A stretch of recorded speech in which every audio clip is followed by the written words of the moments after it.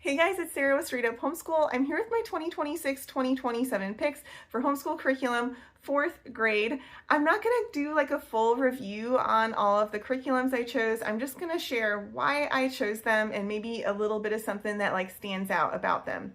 And I just want to remind you, I want to remind myself too, we're all going to be using different curriculum. I don't think anybody's homeschool looks exactly the same as anybody else's. And that's kind of the beauty of homeschool is we all have different kids with different talents, with different learning styles. We have different teaching styles, and we can all still support each other. So keeping that in mind, let's get started. All right, I'm kicking it off with language arts. This is level 4 language arts from The Good and the Beautiful. My son has been using The Good and the Beautiful language arts since kindergarten, so we're just continuing on for continuity, and I do love it. This is the newer version. I've also done the older version of level 4, and this one looks just as great. I mean, it's laid out so nicely. It's full color. It has great morals. I mean, the morals are just so good. Like, it makes me teary-eyed all the time. Like, I'm a crier anyways. I don't know what happened to me. I used to not be a crier. Now I'm a crier. I just think it's so moral. I love the stories. I love the wholesomeness of it. I just love this time with my son. Level 3 language arts of the Good and the Beautiful. I love it so much. It's like one of my favorite things to teach. It's probably like my second all-time favorite curriculum. Okay, I have review videos about it. You can check it out.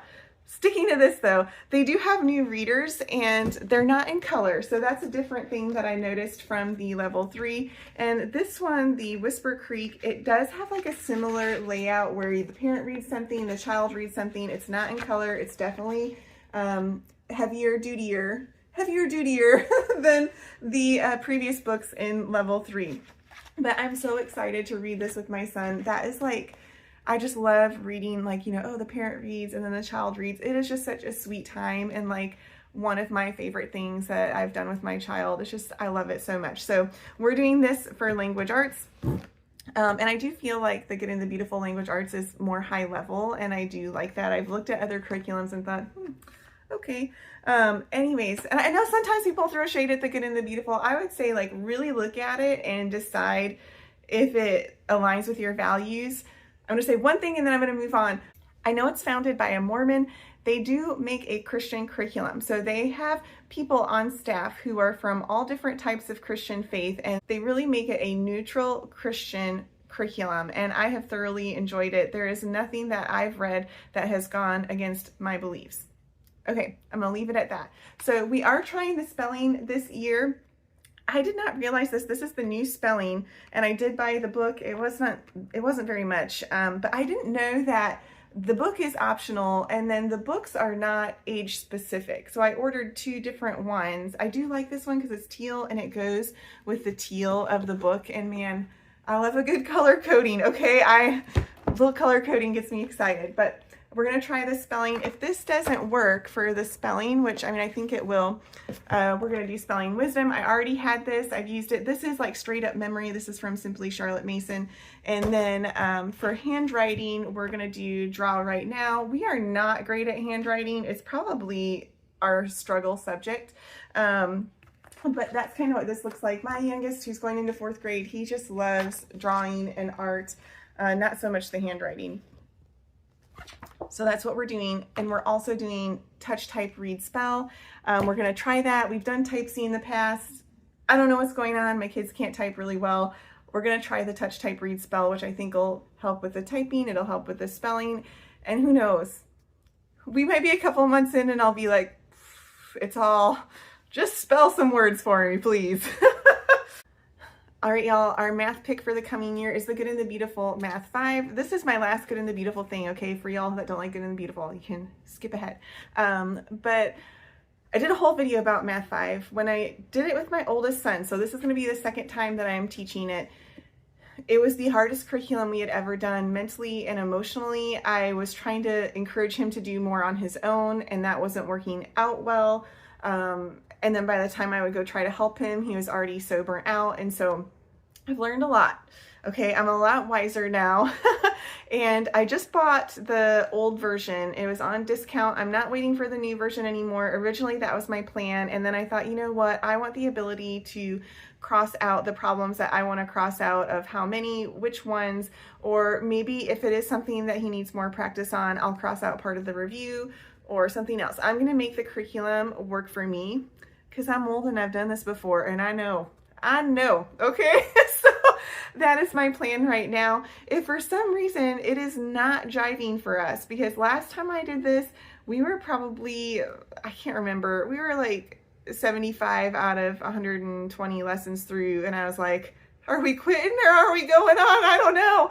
And I felt like we had gone far enough that I was like, we're gonna do it. We're gonna do it. The redheaded side of me kicked in and I was like, we're doing it. No, I didn't say that. But I will be on high alert for any, if it's not working, we can switch, and I'll probably do the Saxon with the dive lessons from Shormann because I really love Shormann, and that's the plan right now. But it's okay if we start doing it, it doesn't work out. But I think with what I've learned and what I know now, that it's really going to work out well. And I'd rather go into something knowing what to expect. Like, I know I've done this before and I know what to expect. And so I find that kind of comforting, like that I know what I'm getting into. Whereas if I try a new curriculum, it could be really good, or it could be like, oh no, this isn't working either.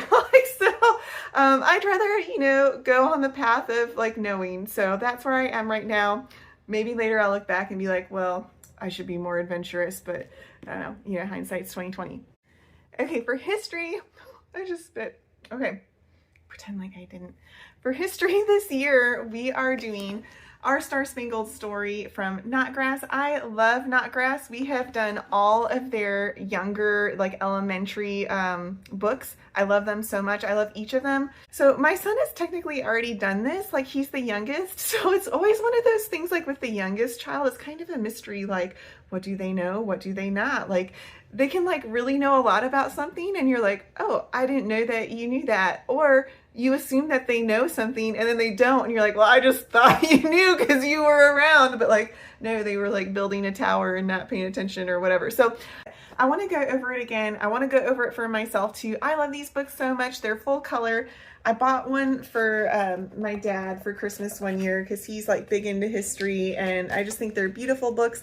I do use them differently than how it says, okay? We mainly read the books and then do the review questions at the end, and we'll just talk about what we read. So they do have a workbook. Here's the workbook, and then they have all these other things that come with it, like a timeline, answer key, oh yes, this song stuff.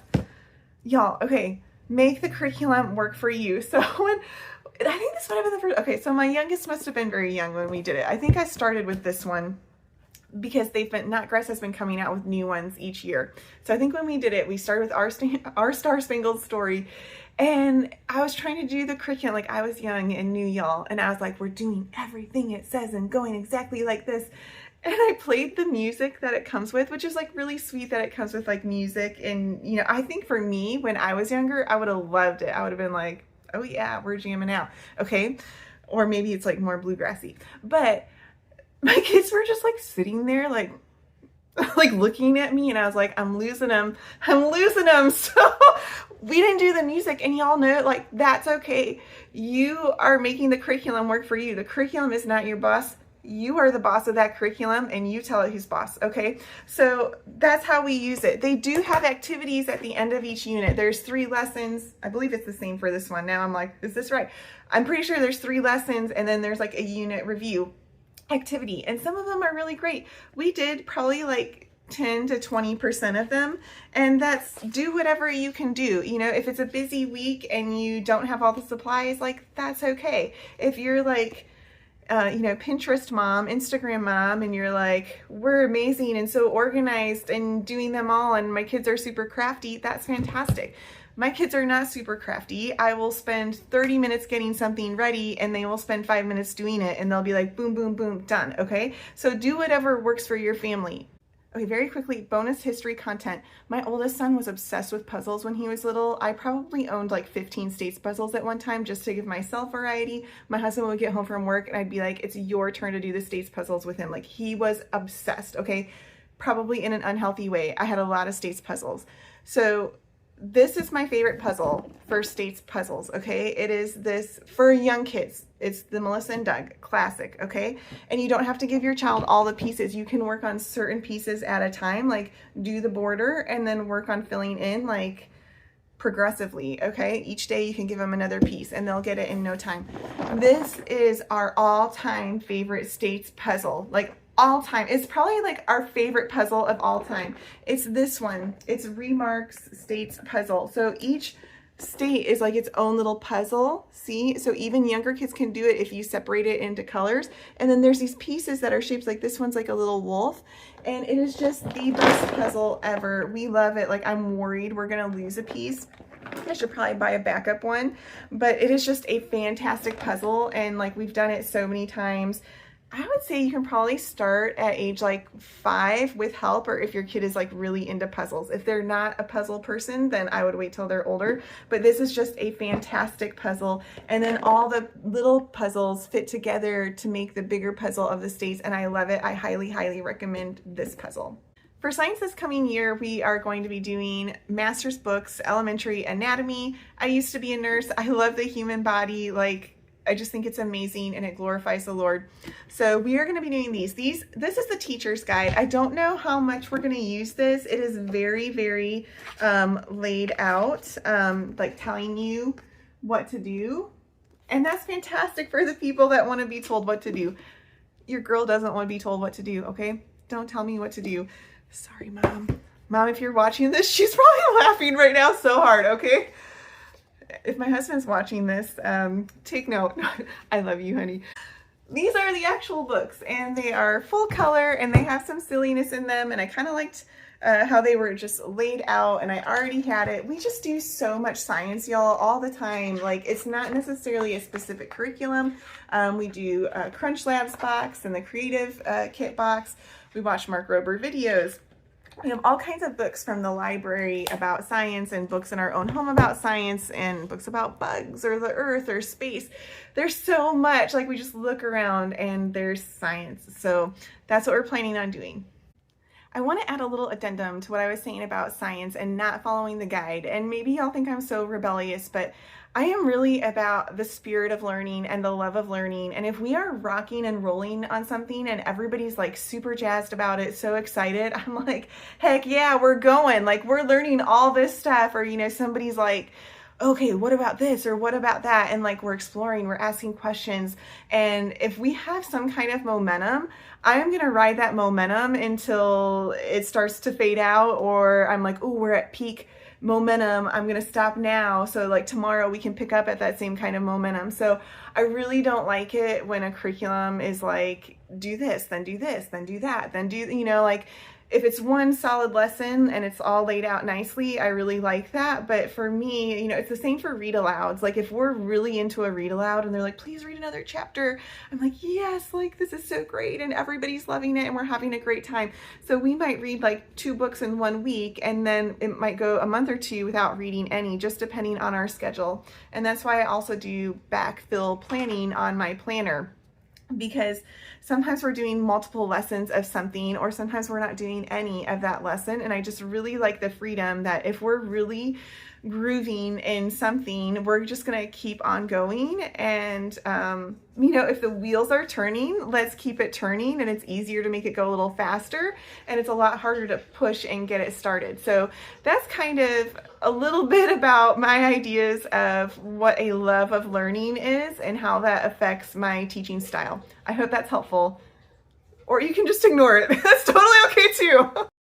Okay, y'all, I'm almost done, I promise. And I'm not even caffeinated, y'all. I'm not caffeinated. I'm actually going to get a coffee after this. Okay, foreign language. My biggest homeschool flop, I was like, my kids are going to know Spanish by the time they're like 6 years old, and they're going to speak it fluently, and they're going to be amazing. Okay? This is like the biggest ball I have dropped, okay? If you ever want a video about Spanish curriculums, let me know. I will do it. Put it in the comments, and please be nice to me. But I have done flip-flop Spanish. I've done BJU Spanish. I've done Talkbox Mom Spanish. I've done Hola, Amigo boxes. We've just watched Spanish on TV, El Perro y el Gato. Okay, we have done a lot of Spanish. I think I'm missing something. I also have a bunch of books in Spanish. Oh, Sarah's Spanish School. I love Sarah. Okay, I feel like we never really progress. It is just, I don't know Spanish. Okay, I took 4 years of French. Où est l'hôpital? Okay, I don't know. Like, I can ask where the hospital is. I don't know how to get to the hospital if you told me directions. So we are sourcing out our Spanish because I am kind of waving the white flag. Like, okay, I'm not doing it. And then other things always take the priority. And I feel really guilty about that because I know when your child is younger, their brain just absorbs it super duper fast. And so it's much easier to learn when you're younger. So I feel like, you know, my inability to teach Spanish has been my biggest homeschool fail. So I'm outsourcing it. Also, for foreign language, my kids are learning Greek. This is level 2. They did part of it. They were doing it independently. So we are on level 2 now. And my whole goal with the Greek is not really that they're writing or speaking fluently. It's really just exposure and just having some kind of background in it is what my goal is for that. There we go. Y'all, we're almost at the end. I'm going to cruise through the end. I've done videos on all these other things, so you're welcome to check it out. We start our mornings with our morning basket and these Veritas Press Bible cards. So it's basically reading the Bible, and it's kind of in an organized way, and they have like a method to it. To go along with this, you read the Bible, and you can also read other books too, like this Children's Illustrated Bible or the Victor's Journey Through the Bible. They have readings from this that go along with the card, so you can do that. I also love this Old Testament, it's like a picture guide type thing. So whatever story we are reading, I will lay this out and just say like, okay, it just has like a little picture of like, okay, these are the 12 tribes of Israel. And so I'll have it out. They don't have something for everything, but I just think it's a really great visual, and they can like refer back to it as we're reading. So that's this picture guide thing. That's not the official title, y'all. This probably isn't like my favorite version of this. If you can find something better, let me know, and I would like to get it. Okay, so we also do hymns and prayers. Y'all, I have a whole video on prayer. It is the most important video I have ever made. I didn't want to make it, but I could not think of anything else. Like, it just like overtook my brain, and so I did it. These are our scripture memory cards from Simply Charlotte Mason. I also have a video about this. It is Bible memory, super important also. We also sing hymns. I have a video about that. You can check that out also. Y'all, yes, I am a Christian, and yes, I'm talking about it, and it's okay. If you're not a Christian, you are still welcome to be here. I love everybody, and yes, I do think Jesus is the only way. And I hope you believe in him. This is a 1 word a day vocabulary thing. It's for the SAT. Okay, my kids are 7th and 4th grade. We're doing it and we're loving it. If they say the word 3 times that day, they get to pick a prize or a piece of candy. The same for the scripture memory. Once they memorize scripture, they get to, and can recite it, they get to pick out a piece of candy or a prize. You know, okay, so my youngest is in 4th grade and this is SAT prep. Guess what? He's doing the words, okay? And yes, he is smart. It's not like he's the most brilliant child ever, but you'd be surprised what your kids can learn, okay? So just, I love this. And I think I said hymns also. And make your homeschool what you want it and have a great time. I hope this was helpful for you. And if you have a curriculum you love or a question or just something you want to talk about, I would love to talk with you about homeschool. It is my favorite subject, and I am rooting for your family. I mean, whether you public school, private school, homeschool, some kind of combination, I want everybody to be doing their best because I think then we get the best results for everybody, for the whole world. And so I am rooting for you. I'm putting myself out there. Yes, I am slightly crazy, and yes, I'm going to get some coffee, but I hope you have a great day, and I'll see you soon.